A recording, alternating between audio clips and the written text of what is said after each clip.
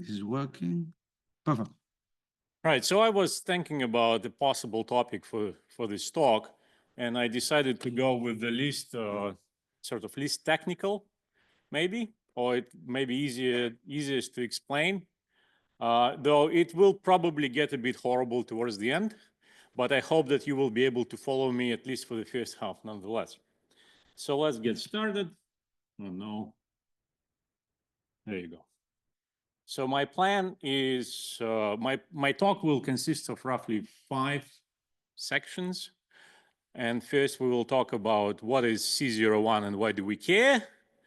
Then I will talk about automatic continuous functions.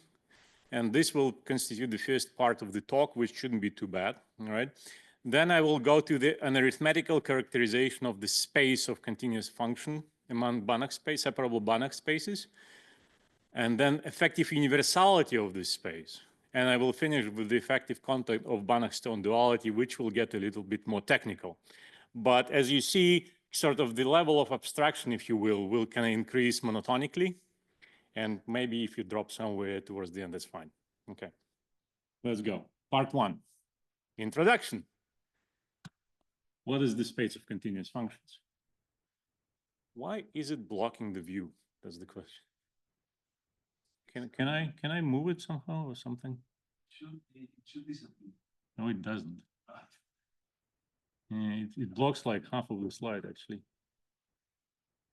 Oh, God. Oh, there you go. Can I? Oh, there. That's interesting. But what is going on here? What? Anyway, that's probably will do. Oh. Okay. All right.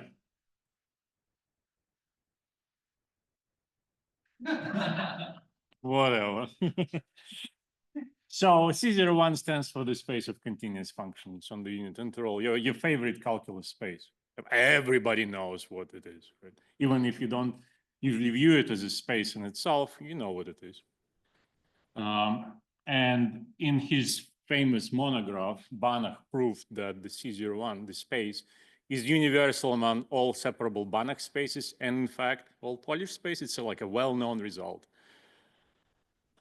And it's one of those standard and classical spaces. Everybody sort of loves them, probably tradition after Banach. It's very well studied and is generalization spaces of the form C of K. So these are continuous functions on compact support or compact space. It's also well studied. And traditionally, it's also quite important in logic. So I will list a few results with some names you probably will recognize of people who studied this space, different logical aspects of this space. So now either I have this thing popping out, or I can use the keyboard, and it's not both, right? So I will be using the mouse. Okay, what are the logical aspects? So some results I will throw at you in the 1980s. Charlin showed that the first order logic of the ring of the space of continuous function is not decidable, the first order theory, okay? Then there are also results about decidability of fragments of the theory, also first order logic. I don't remember which exactly fragments. I remember they have a bunch of results. You can also throw in a bunch of functions on top, which are nice enough, like analytical, and it remains decidable, this fragment, whatever. Then also Kekris and Woodin studied ranks of differentiable functions. Of course, every differentiable function is continuous, so there's still all these results are living inside this space. For us, towards the second half of the talk, it will be important that this is a computable Banach space. The natural computability structure is given by, let's say, polynomials with rational coefficients. You can talk about computability there. And in fact, every computable function in the classical sort of Markov-Turing, actually type 2 sense, has to be continuous. So there are two definitions in the literature. I will be using that, which implies continuity, all right? So it is still inside this space. And in fact, a lot of classical early computable analysis was restricted to this space because people were studying, continuous functions. Is it true that a computable continuous function which has a derivative must have a computable derivative. Some basic questions like that. So it's all history. I will be talking in the first half of my talk about individual members of this space, which are automatic continuous functions. And it's harder to define what it means than you think. And let's talk about it, okay? Before I begin, I want to clarify that all continuous functions in the first half of the talk will be necessarily computable. And a computable function is, well, when you think about the definition, this is probably what you will come up with. I give you an input, let's say in binary or as a sequence of rationals, and your job is to output the f of x. I give you x, you output me f of x. I give you x with better precision, you are supposed to output me f of x with better precision. That's roughly what it is, all right? And if you want to make it a bit more formal, you just say there is a Turing machine with an oracle tape, so that when you write the input on the extra tape, the Turing machine is eventually going to write down the output. Or if you like, if you have alpha as an oracle and you are given n, a natural number, you can compute f of alpha with precision 2 to the minus n, infinitely many steps, okay? It's continuity, but effective. That's exactly what it is, isn't it? So this implies continuity, obviously. For every epsilon, there is a delta. That's what you've got.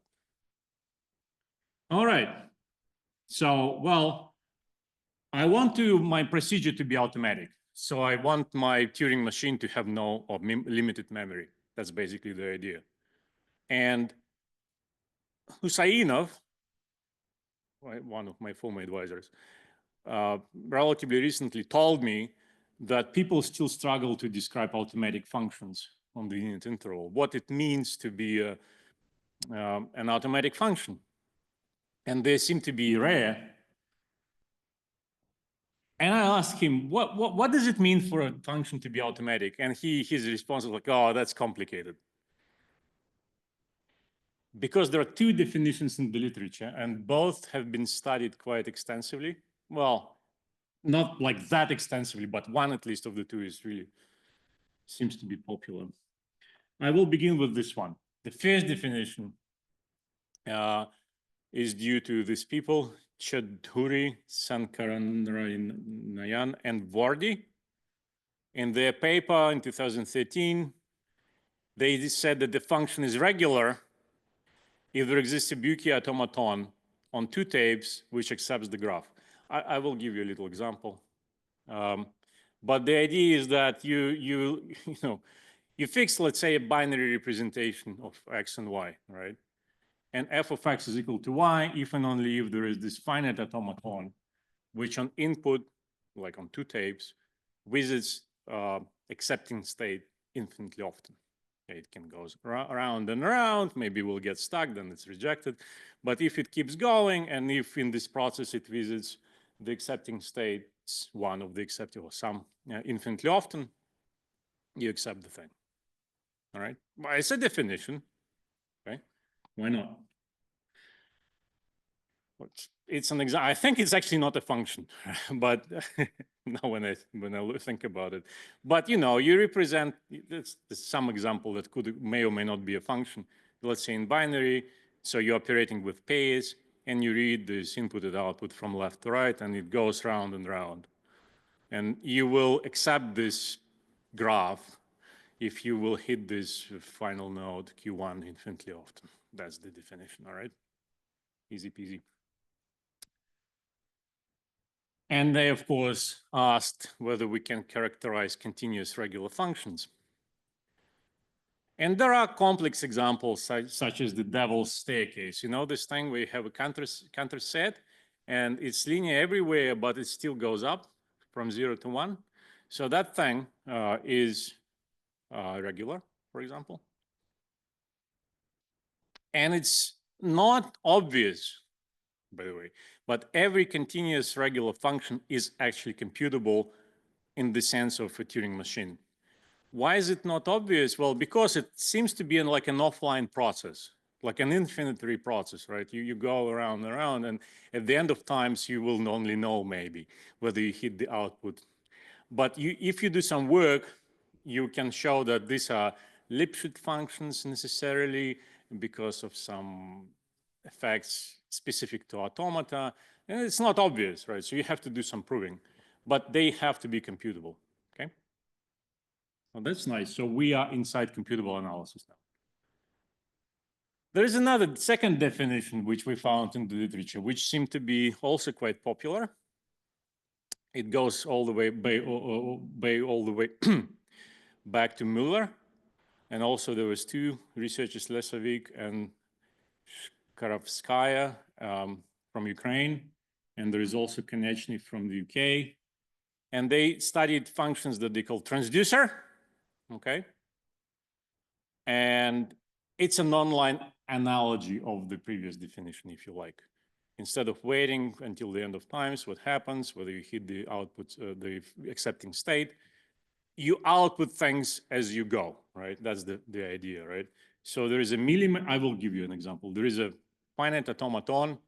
You have these transitions that are labeled by, let's say, 0 and 1. And as you get to the next state, you say, oh, output 1. And then you go to the next one, and so on. And whatever you write at the tape is your output. That's an example.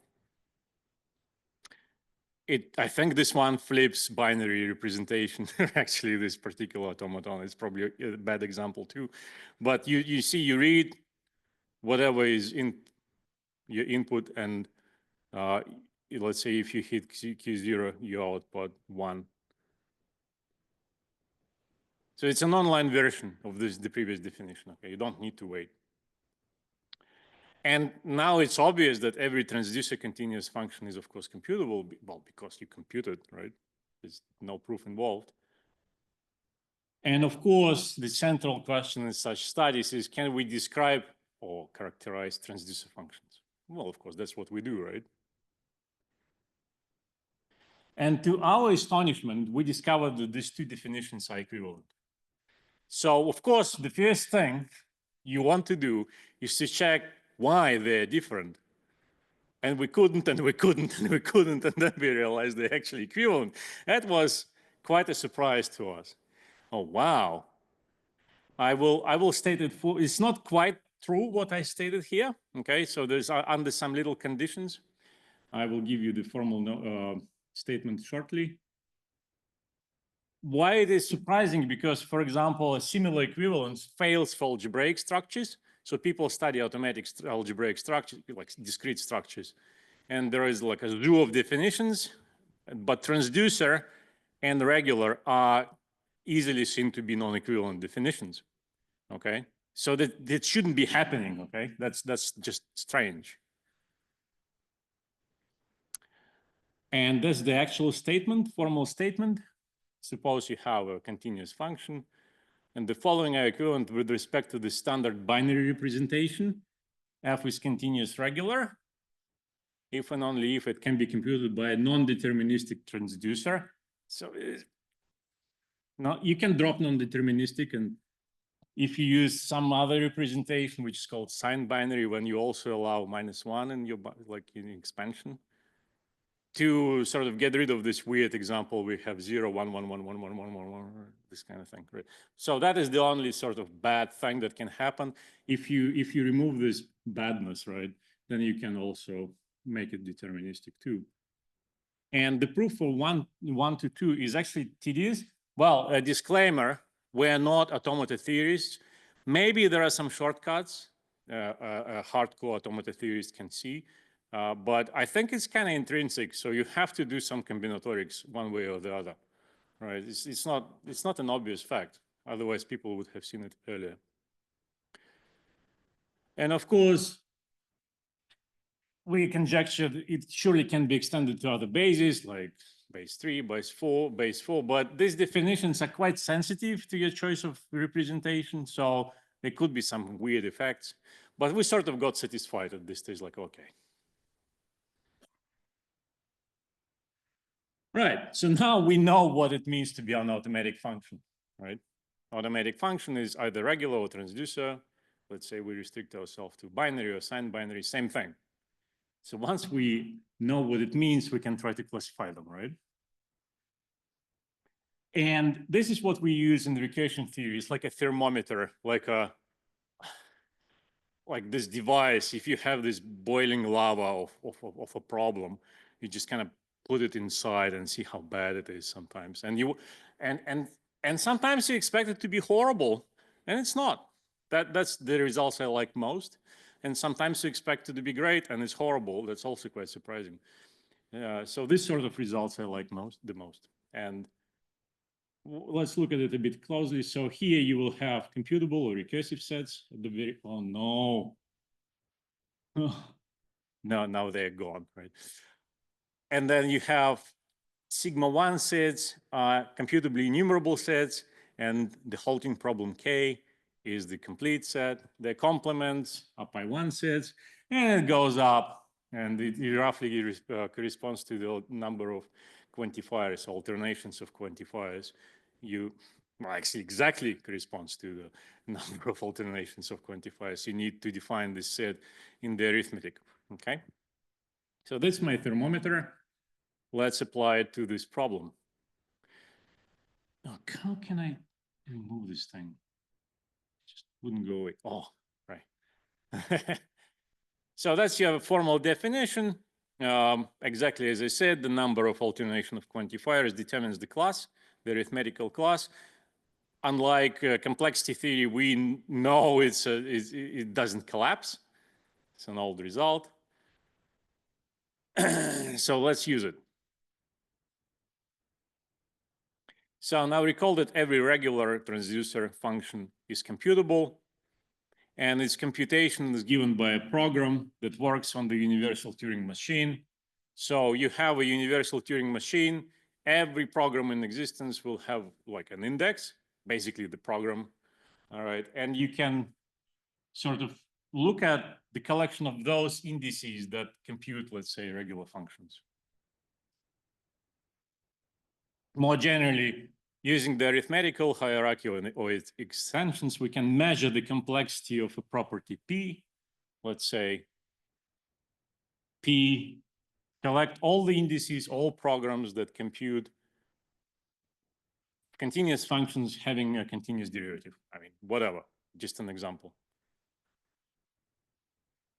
And it's known, it's not too difficult to show that it's a pi03 complete problem. This particular continuous derivative problem. But why am I choosing this example? Because if I told you the extra advice, right, that my index represents a polynomial, you would go, sure, it has a continuous derivative, right? There is no problem with that.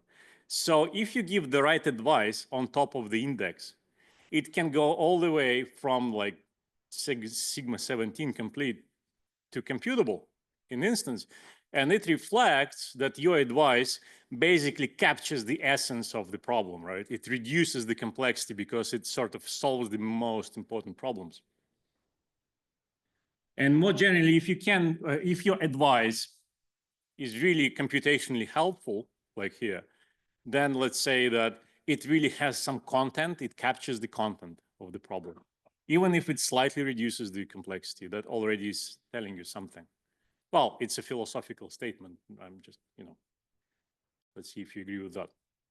So what we did, we collected everything that is known about regular functions and transducer functions because they're now the same thing.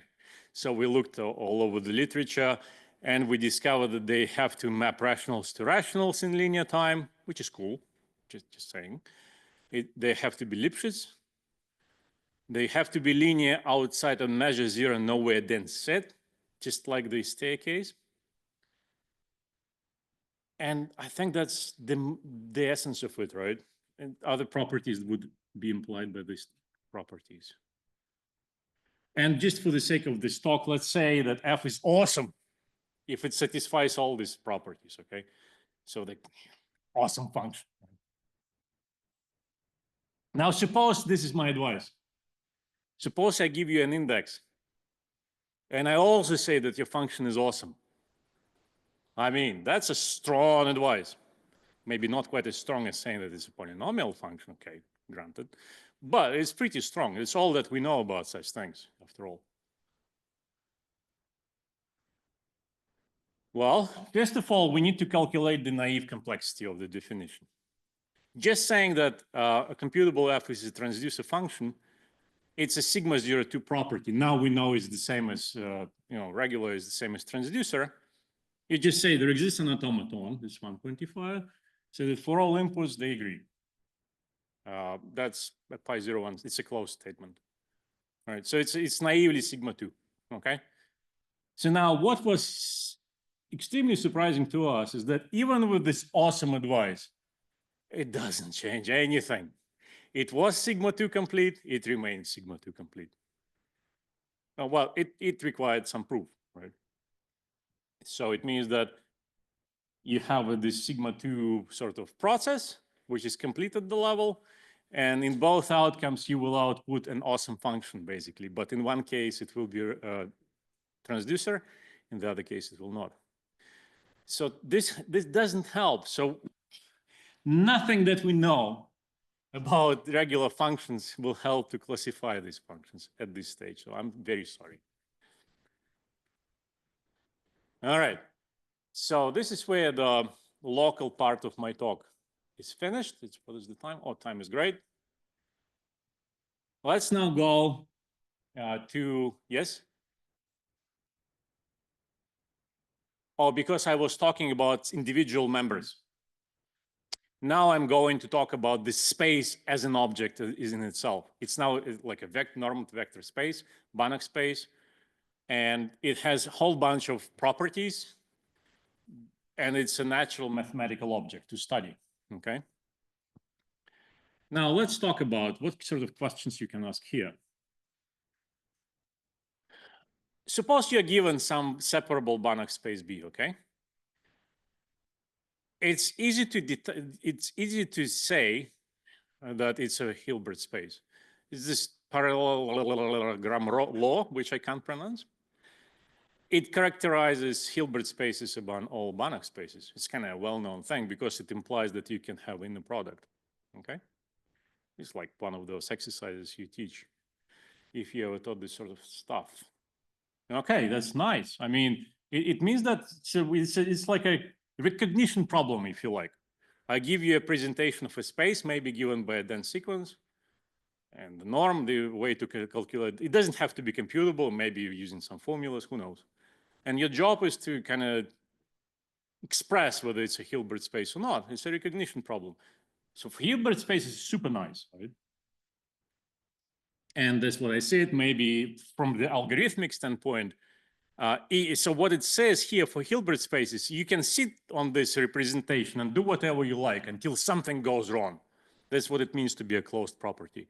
So if it fails, you will recognize it. And if it doesn't fail, you will be just live happily ever after, right? You will be doing whatever you're doing. And in this case, it will be a Hilbert space. All right, and why can you see that if it fails, because it's a closed property, it will fail for members of your favorite dense countable sequence, whatever you are using, because it's a separable Hilbert space. There will be a counterexample among those things because the complement of a closed set is open, right? So it will hit the dense set. And in fact, it's not really an algorithmic thing here. It's a topological fact, really. I mean, it's a Hilbert space is a closed property. Pi 0 is closed property or computable. Pi 0,1 using this thermometer relative to the presentation of B, if you prefer. Okay, but this last sentence that I said, that if you prefer, it's again relative. This is where you can use recursion theory to basically do topology. Okay, because you can design a certain algorithm and then say, oh, you can relativize it to any oracle, and it still works. It's a standard trick. And you can have some kind of fine-grained analysis using this technique. That's what I'm going to do, if this technology allows me to. and a few sample results where this sort of technique has been used in the recent past by a bunch of people. I know what you're looking at. That. So there are a bunch of problems people have studied. I want to focus on being a separable Lebesgue space, LP space, as just LP space for some P, or if you fix P, that will actually drop down a little bit the complexity. It's difference of sigma 2 sets, I think, or something like that. So you can recognize whether your space is Lebesgue space, as a Lebesgue space, which is pretty cool. And to do that, you use actually an analogy with discrete abelian groups, where there is a notion of a certain P basis, where you can use to characterize certain groups, okay? So you can treat this separable space as an algebraic structure, but you use a funny notion of an isomorphism as being isomorphism between the completions. But anyway, so it's not what I'm talking about today. Sometimes you have pi11 complete, meaning that it's not even a first order property, okay? So it's really bad out there. But sometimes you get these strange things like sigma 024. And we don't know whether it's complete at this level, not surprisingly, right? But it's surprising because it looked like it wasn't arithmetical. That's the point. Forget 24. It should be omega something, okay? So it's a huge improvement over omega, I mean, infinite improvement. Say again? Not nothing beyond naive. We probably not zero sigma 3, but nothing is written. I am trying to convince one of my poor students to do something, and they're skeptical. Okay, we'll see, but nothing published for sure. Okay, but it looks like it shouldn't be that bad. But when you think about it, this can go wrong. This can go.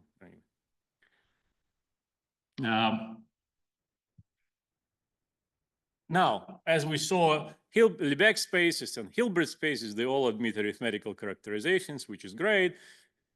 Same about a fixed LP space. And McNichol, which is my colleague from the United States, he asked how hard it is to decide whether a given space is linearly isometric to C01. Okay, recognition problem for this space we're talking about today. Well, it's a universal, it's huge. It's a universal space. Any separable Banach or Polish space can be isometrically embedded in this space. So it's pretty bad, like complex, if you like. Has undecidable theory as a ring. So all the bad things happen. However, of course, it admits an arithmetical characterization. And this time is only 7 alternations of quantifiers. So it's quite an improvement compared to the previous discussed result, okay?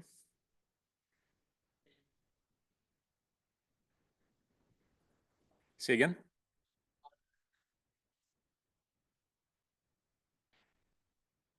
Yeah.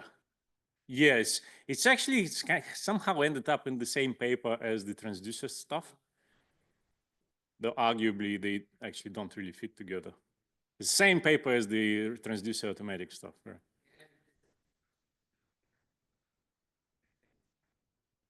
No. So what is happening is I give you some countable sequence, and I give you a way to calculate the norm and the operations. It's uniform, but it doesn't have to be a fixed thing. So it could be some weird basis. You don't know. And your job is to actually, based on this presentation, go like, yeah, is it C01 or maybe not? How can you say it's not? What is this intrinsic property? I mean, in topology, they have all these classical results, let's say, characterizing the unit interval, the arc, when all compactor, for example, if you have seen this. Or if you remove 1 point, or if and only something, right? Counter space is the only space which such and such and such. And this kind of fits into the same category. And if you are curious, which you probably are not, but I will tell you anyway.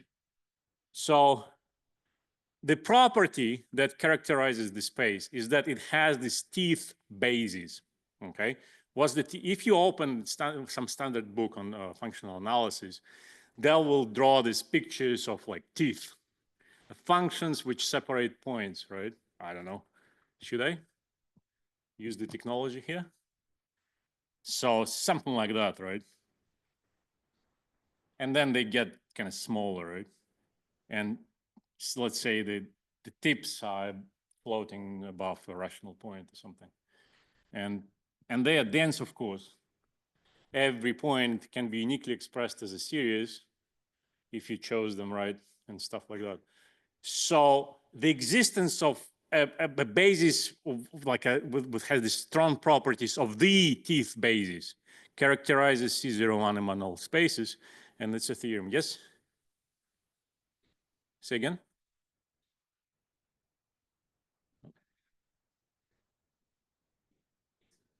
Oh, the teeth basis consists of, it's a piecewise linear function which has 3 pieces.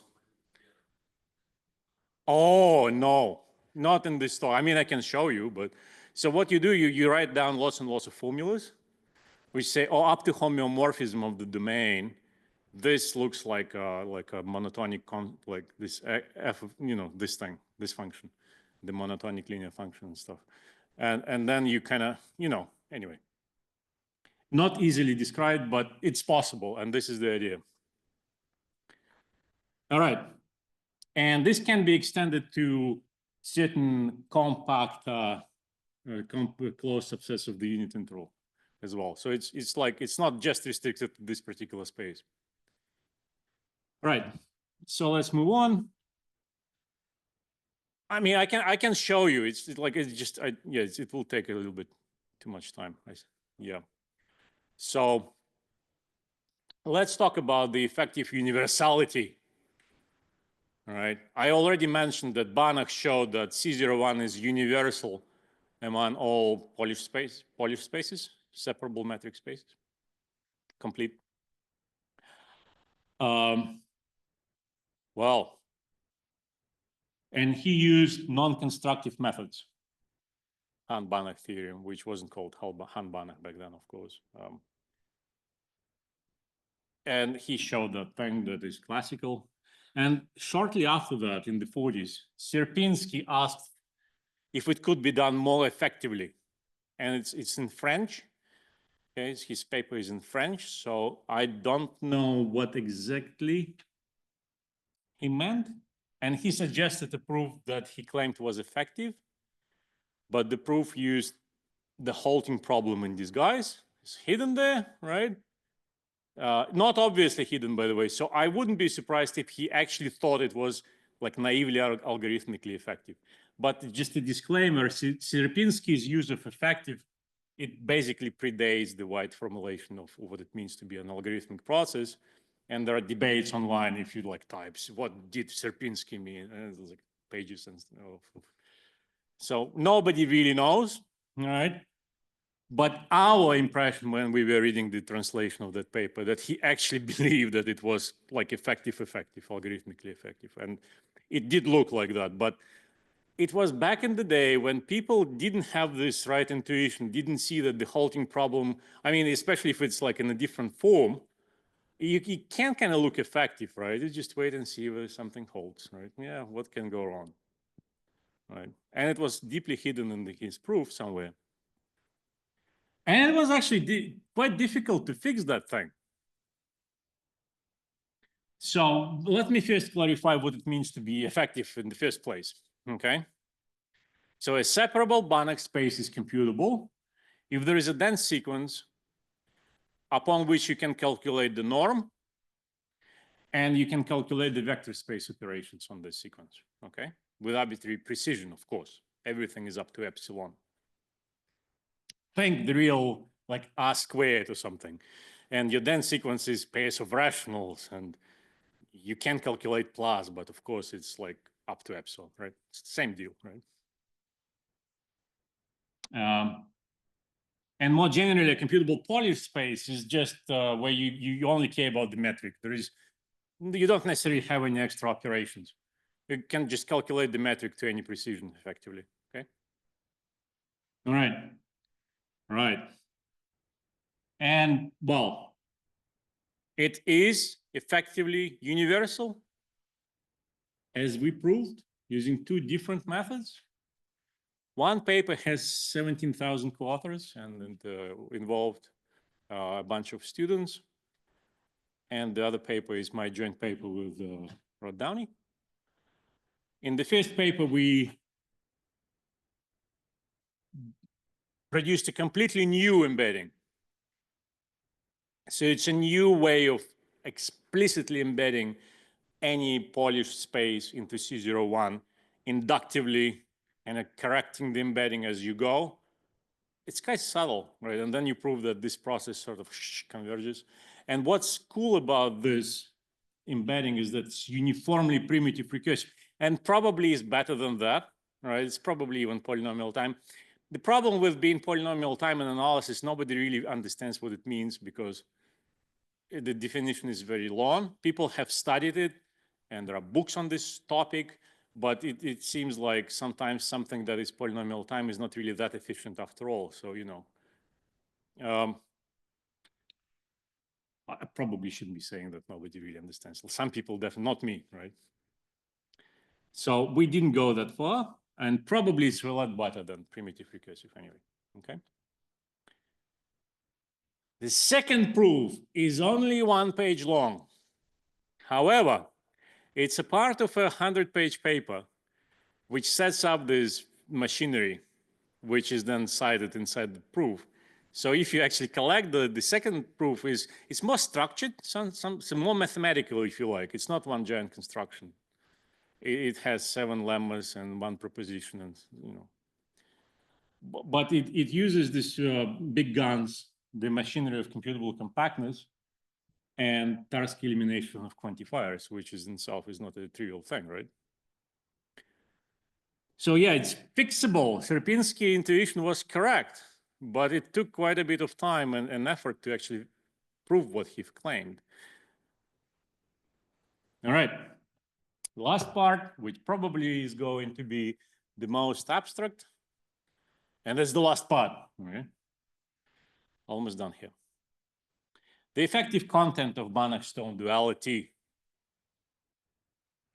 Now we are moving away from the space of continuous function on the unit interval, and now they have not the unit interval as their domain, but some compact set, basically. Okay. All right. If you have a compact space, let's say metric space, like Polish space, okay? Let's restrict ourselves. I mean, it doesn't have to be, but let's say. In this case, you can still, every function still has a supremum and an infimum on this set. So you can define the supremum norm. Everything is basically the same, but now instead of the unit interval, you have this K, which is a compact metric space, same deal. And it's a well-known result, one of the basic results in functional analysis, says that the homeomorphism class of the domain determines the linear isometry type of the space, okay? Compact metric for the stock, okay? And therefore complete, right? So, and the intuition is like, if you give you the 0-1 interval and you start stretching it, it doesn't really change the space of functions, right? Same deal here. And more generally, as long as your functions separate points, you're in good shape. And same guy, he asks lots of good questions. He asked whether it is effective. Is it true that the domain is computably presentable? Meaning that there is a homeomorphic copy, which is in some sense effectively, because we're looking at the domains up to homeomorphism now, so you are allowed to squish and stretch. If and only if the space of functions on this domain is also computably presentable as a Banach space. We saw the definition, which means that there is a dense sequence, which doesn't have to refer to the domain at all, actually. Just think about it. You don't have to refer to the domain according to the definition, okay? And there is one quote unquote obvious implication. I mean, it's obvious once you know the definitions and you thought about it for a couple of minutes. So we seemingly need K, the domain, to be computably compact, this mysterious term that I already threw at you in the previous slide, which involved 100-page paper with Rod Downey. Okay. So let me just clarify a little bit what I mean here. So what it means to be computably compact. You have a computable metric space, a computable Polish space in this talk. So you have a dense sequence upon which you can calculate the metric with any precision, okay? Like in the unit interval and the rationals. And additionally, you can also list arbitrary small finite covers. Let me just explain why you care, right? Perhaps, well, I care. Because let's say I start drawing some space here on the whiteboard, and it looks like it could be the unit interval. And I keep going, and I go like, yeah, well, you think? Yeah, it's unit interval, right? So it's here, right? Yeah. You go like, yes. And then I put a point somewhere far away, and I draw some sort of horrible thing here. So if you are not computably compact, you don't know that your space is now drawn on the whiteboard with a good precision. What if something horrible happens on somewhere in Melbourne, right? So it is basically making the presentation of a compact space compact, effectively, so more honest. And if you have that, it's not difficult to calculate the supremum of a function on that using the usual procedure from calculus, right? Like uniform continuity stuff. So that was the obvious implication. All right. More generally, such presentations are very useful, and they made their way into our book with Downey and two major surveys. So the technique of computable compactness can shrink proofs 5-6 times. It's that useful. So your giant combinatorial arguments will become only 1 page long if you use it properly. So it's really useful stuff, actually. Anyway, so now we are convinced it seems to be the right notion of computable presentability for compact metric spaces, right? Okay. Eliminating the pathologies. Now, recall that Stone spaces are exactly the totally disconnected compact ones. Do also countable Boolean algebras, if you like, the Cantor space, for example, right? And its closed subspaces. So now we are talking about computable presentability of the space of functions on the compact versus computable presentability of the compact itself, okay? Now, what we discovered, if you restrict yourself to Stone spaces, then the duality is actually effective. So your K is homeomorphic to a computably compact space if and only if the space of continuous functions on K is linearly isometric to a computable Banach space. And the proof uses quite a bit of heavy guns, right? Like big guns. Most notably, probably this result about computable Boolean algebras from 2000. It's like a long paper in GSL where they go over 26 different predicates and do some complicated calculation. So we use these effective algebraic techniques to do computable topology, which was quite unexpected, I would say. Anyway, so it looked like for some time that this Banach-Stone duality has to be effective. We just need to use the right techniques, right? Of course, it fails.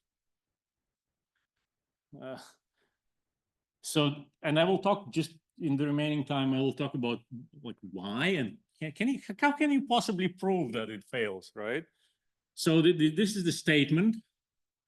There exists a compact K.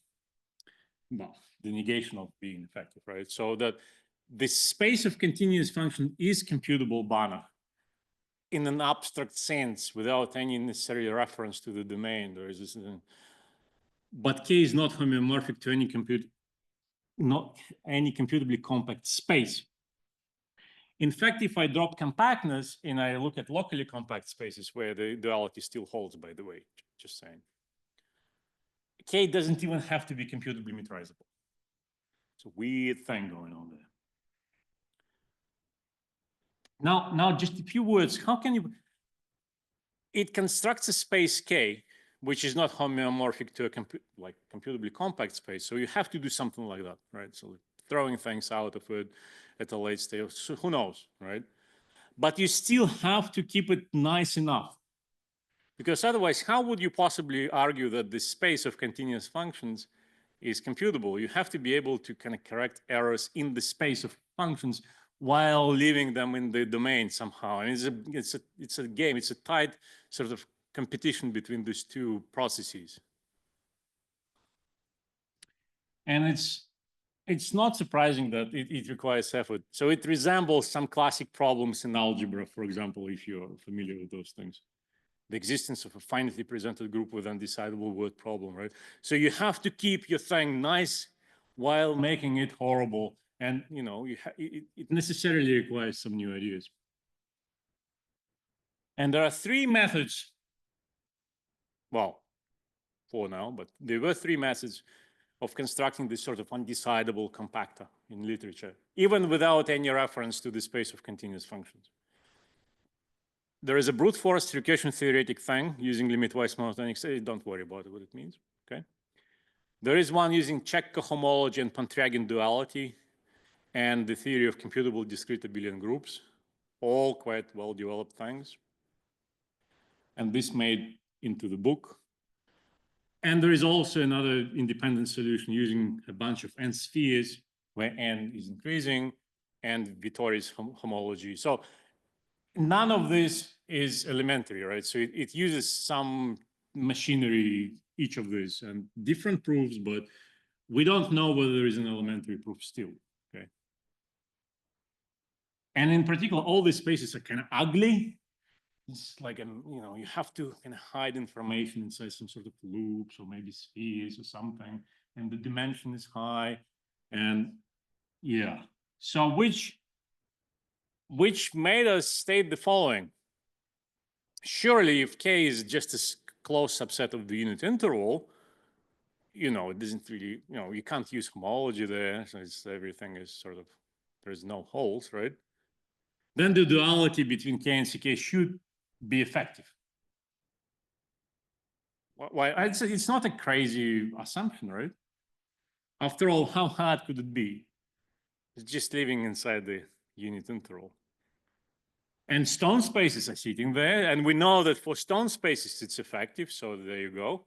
So how about we just push it a little bit further beyond the stone spaces and we'll be, you know, we'll be done. And of course, none of these pathological spaces can be embedded, so we're in a good shape. Well, of course, you can't do that. That's my last result I want to talk about.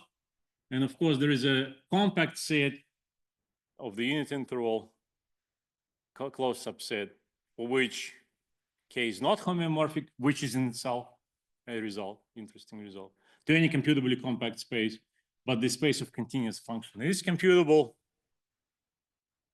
And we use a whole bunch of cool techniques. New duality. If you like dualities, actually, that's a new kind of object. It's somewhat resembling the, you know, stone duality in some sense. Anyway. And it also uses this classical result, finer C presented Boolean algebra. Are you probably not familiar with it? At one point, it was what a big result in the recursion theory. It's a C presented or a presentation, a Boolean algebra, which it's like finally, you know, there's an undecidable word problem for groups, but for Boolean algebra, same thing, but it's no longer finitely generated, of course. So whatever the analogy is, but for countable Boolean algebras, is the result. And the remarkable feature of that result was that they used all levels of the arithmetical hierarchy, not just coding the halting problem, right, to achieve the undecidability of the word problem, okay? So we needed that kind of reworked, actually. Anyway, so I'm not going to do any epilogues or anything. There are some questions you can ask, but I will skip those. And I thank you.